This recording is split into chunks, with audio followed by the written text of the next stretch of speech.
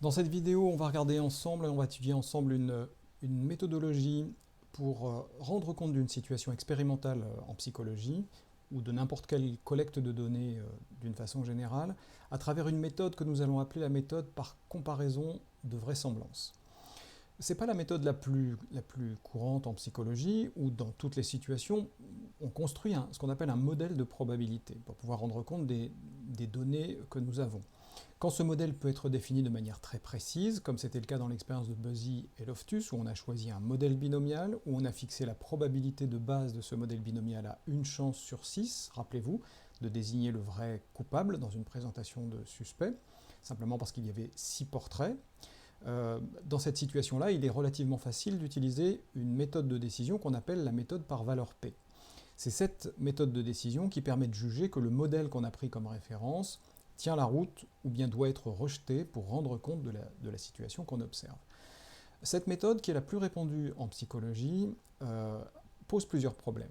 Et on va étudier ensemble une autre approche qui résout ces difficultés, mais je voudrais attirer votre attention sur les différents problèmes qui sont posés par cette approche.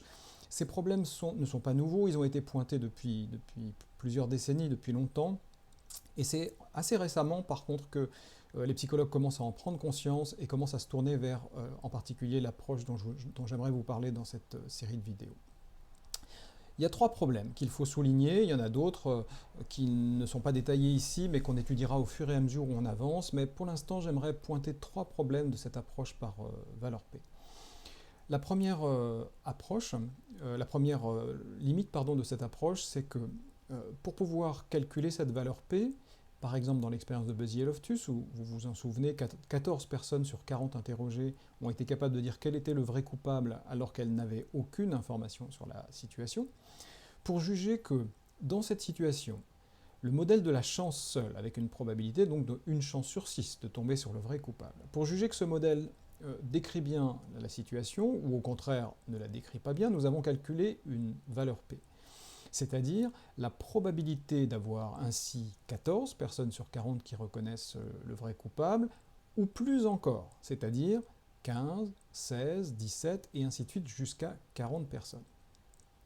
C'est assez particulier comme approche parce que du coup ça vous amène à calculer une probabilité non pas seulement à partir du résultat que vous avez concrètement observé, mais pour toute une série de résultats que vous n'avez pas du tout observés. Vous n'avez pas eu 15 personnes, ou 16, ou 20, ou 25, vous en avez eu 14. Donc c'est une première bizarrerie de la méthode. Il y a des raisons théoriques, bien sûr, à procéder par cumul, plutôt que par probabilité ponctuelle. En tout cas, c'était le cas à l'époque où cette méthode a été construite.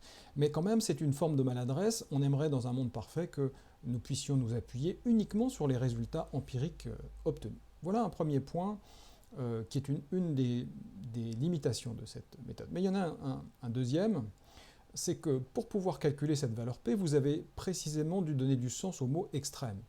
La valeur P, c'est la probabilité d'avoir un résultat au moins aussi extrême que celui observé. Donc pas seulement 14, mais potentiellement 15, 16 et ainsi de suite. Dans l'expérience de Buzzy et Loftus, c'est relativement non ambigu. Plus extrême encore veut dire un résultat qui serait encore plus surprenant par rapport au scénario de la chance seule. Et qu'est-ce qui peut nous surprendre encore plus et remettre encore plus en cause l'hypothèse de la chance seule? Ce serait d'avoir encore plus de personnes qui reconnaissent le vrai coupable, 15, 16, 20, 30, 40. Bon. Donc dans cette situation, ce n'est pas très ambigu. Plus extrême encore veut dire un plus grand nombre de personnes encore. Et ça nous permet de calculer une probabilité qui cumule sur l'ensemble des résultats possibles, qui sont au moins égaux à 14 et plus. Dans d'autres situations, ce ne sera pas toujours si simple, et peut-être si vous avez traité l'exercice qui se trouve en fin de fiche précédente, où précisément vous deviez prendre en compte des événements non observés aussi extrême que celui qui était observé, mais aux deux extrémités d'une loi binomiale, peut-être que vous avez touché du doigt cette difficulté qu'il peut y avoir à identifier dans quelle direction je vais cumuler ma probabilité pour calculer une valeur P complète. Et ce n'est pas juste dans cet exercice que ça pose problème, même parmi les chercheurs en psychologie, il y a parfois des discussions sur la manière d'opérer ce cumul et ce calcul de la valeur P. Faut-il le faire à droite, faut-il le faire à gauche, faut-il le faire des deux côtés? Ça dépend vraiment des situations, et il y en a pour lesquelles ça n'est pas si simple. c'est une des limites de cette méthode que d'avoir à définir un sens dans lequel on procède au calcul. Et puis il y a une troisième particularité de cette méthode, c'est que une fois que vous avez calculé votre valeur P, vous avez envie de voir si cette valeur P peut être considérée comme grande ou petite. Car si elle est petite, à vos yeux, cela signifie que la probabilité des données d'après l'hypothèse est faible. Autrement dit, indirectement, que l'hypothèse de référence ne tient pas très bien la route, en tout cas que vous avez des doutes à son propos. Cette taille de probabilité, pour pouvoir dire qu'elle est grande ou petite, vous avez besoin d'un repère pour en juger. Vous avez besoin de pouvoir dire c'est petit parce que c'est plus petit que tel repère qui représente pour moi la frontière de la rareté et de la surprise. D'une certaine façon, la valeur P est une mesure de surprise par rapport à une hypothèse de référence. Par arbitraire historique, en psychologie, on utilise un seuil de rareté de 0,05. On appelle parfois cette valeur le seuil alpha de décision. C'est un arbitraire total. Dans d'autres disciplines, par exemple en chimie, il n'est pas rare que les chercheurs utilisent un seuil de alpha égale 0,10 par exemple. Donc on voit bien que c'est un choix qui a été fait, qui a été proposé par Fisher dans les années 20, mais il n'y a pas de justification scientifique à cela, et on aimerait bien, dans un monde parfait, à nouveau, être dispensé d'avoir à choisir un seuil de décision. Donc, pour au moins ces trois raisons, il y en a quelques autres, mais on les développera plus tard, pour au moins ces trois raisons, nous avons besoin d'une autre approche. Nous avons besoin d'une autre méthode de décision qui, en plus, nous permettrait de donner aux hypothèses que nous confrontons les unes aux autres le même statut. Dans l'approche par valeur P, on a besoin d'une hypothèse de référence. En général, on l'appelle l'hypothèse nulle. Dans l'expérience de Bézier-Loftus, ça consistait à dire « Nous ne savons pas si les gens ont eu de la chance ou pas de la chance. Imaginons qu'ils ont simplement eu de la chance. » Autrement dit, nous prenions le scénario de la chance comme un point de départ du raisonnement. C'est ça qu'en général, on appelle l'hypothèse nulle.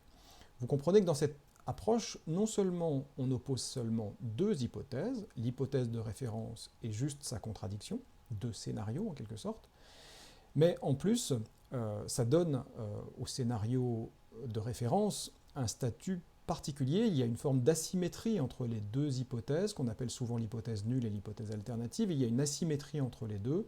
Tout le raisonnement statistique est construit sur la base de l'une seulement de ces deux hypothèses, c'est-à-dire l'hypothèse nulle. On va voir ensemble, dans la vidéo qui suit, une autre approche qui permet au fond de confronter un nombre quelconque d'hypothèses sans donner à aucune d'entre elles un statut privilégié. Et cette libération va nous permettre finalement de réduire la différence qui existe entre le raisonnement théorique psychologique, celui qu'on mène quand dans une situation donnée on cherche à développer des théories concurrentes et à les confronter, et à confronter leurs mérites respectifs, et celui qu'on mène statistiquement pour pouvoir choisir laquelle de ces théories nous paraît la plus appropriée. En nous libérant de la contrainte d'avoir à présenter les choses de manière binaire, avec systématiquement une hypothèse nulle et une hypothèse alternative, mais potentiellement en pouvant comparer un nombre quelconque de modèles, on va pouvoir en réalité comparer directement des théories psychologiques à travers les modèles qui s'en déduisent, à travers les modèles de probabilité qui s'en déduisent. Et la comparaison des modèles nous donnera une indication sur la théorie qu'il est préférable de retenir dans une situation donnée.